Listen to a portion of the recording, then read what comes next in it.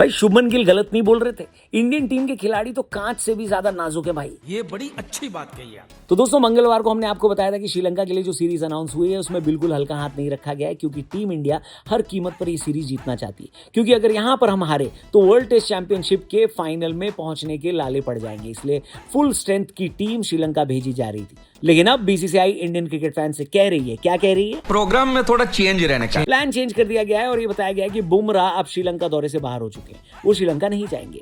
जो बीसीसीआई की medical team है उसने बुमराह को लेकर ये सजेशन दिया है कि बुमराह का श्रीलंका में खेलना खतरे से खाली नहीं है, क्योंकि बुमराह की बॉडी अभी पूरी तरह से इंजरी फ्री नहीं हुई है और श्रीलंका में अगर उन्होंने खेला तो इंजरी और भी लंबी हो सकती है। आपको बता दें T20 वर्ल्ड कप 2026 के बाद से बुमराह को घुटने की दिक्कत है और उनको नी इंजरी हुई है और आधा साल गुजरने के बाद भी बुमराह अभी तक इससे उबर नहीं पाए हैं।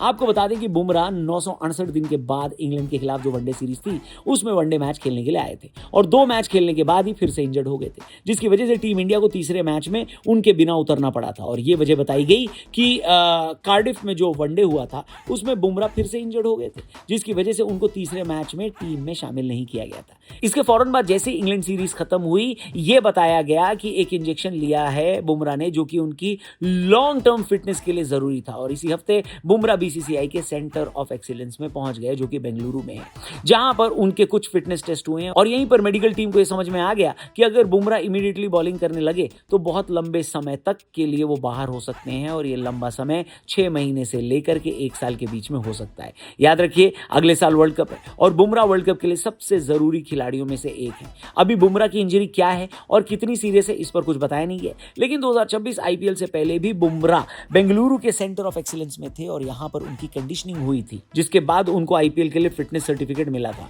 बुमराह ने आईपीएल के 13 मैच खेले, आखिरी वाला जो आईपीएल मैच था उससे बुमराह को हटा दिया गया था, शायद इस वजह से क्योंकि आईपीएल के बाद टीम इंडिया का एक लंबा शेड्यूल था और मुंबई वैसे भी प्लेऑफ की रेस से बाहर हो चुकी थी। अब जो गिल ने बात बोली थी, जहां पर उन्होंने कहा था कि हमारी टीम में बहुत इंजरी होती जा रही है और अगर हमारे प्लेयर 3 मैच की वनडे सीरीज भी नहीं खेल पा रहे तो फिर हम ये उम्मीद कैसे लगा सकते हैं कि 12-13 मैच हम लोग लगातार खेलेंगे और जीतेंगे, जबकि वर्ल्ड कप में तो इतने मैच खेलने होते हैं। कैसे खेल लेंगे हम लोग बताइए? ऑलरेडी इंडिया के पास हर्षित राणा और नीतीश कुमार रेड्डी अवेलेबल नहीं है, क्योंकि वो अपनी इंजरी से रिकवर कर रहे हैं। पहले टेस्ट मैच से तो वॉशिंगटन सुंदर को भी बाहर कर दिया गया क्योंकि उनकी भी इंजरी है और उनकी जगह पर सारांश जैन को खिलाया गया। साई सुदर्शन का नाम भी श्रीलंका सीरीज में शामिल तो है, लेकिन उनके नाम के आगे भी 1 स्टार लगा हुआ है, जिसका मतलब है कि उनको भी फिटनेस क्लियरेंस के बाद ही खेलने का चांस मिलेगा। इसलिए मैं एक बार फिर से कहता हूं कि इसको आप लोग टीम क्यों बोल रहे हो भाई साहब? इसको हॉस्पिटल क्यों नहीं घोषित कर देते? क्योंकि आधे से ज्यादा लोग तो यहां घायल हैं। हेलो, बात तो सही है।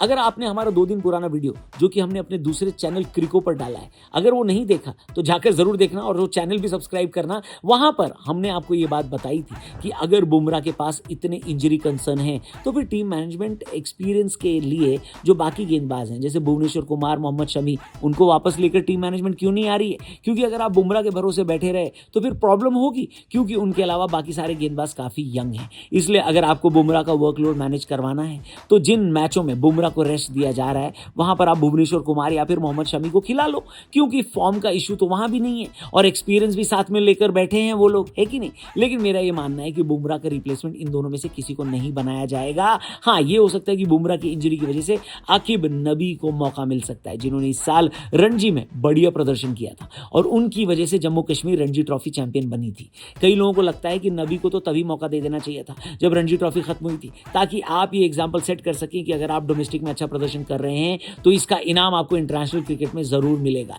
लेकिन उस वक्त पर ऐसा नहीं हुआ। अब मुझे फाइनली लगता है कि आकिब नबी को मौका मिलने वाला है। आपके हिसाब से बुमराह का परफेक्ट रिप्लेसमेंट कौन है दोस्तों? कमेंट करके बताना। क्या वो आकिब नबी है, मोहम्मद शमी है या फिर भुवनेश्वर कुमार? कमेंट करके बताना। चैनल को भी सब्सक्राइब करके जाना। Thank you for watching. जल्दी मिलते हैं। जय हिंद।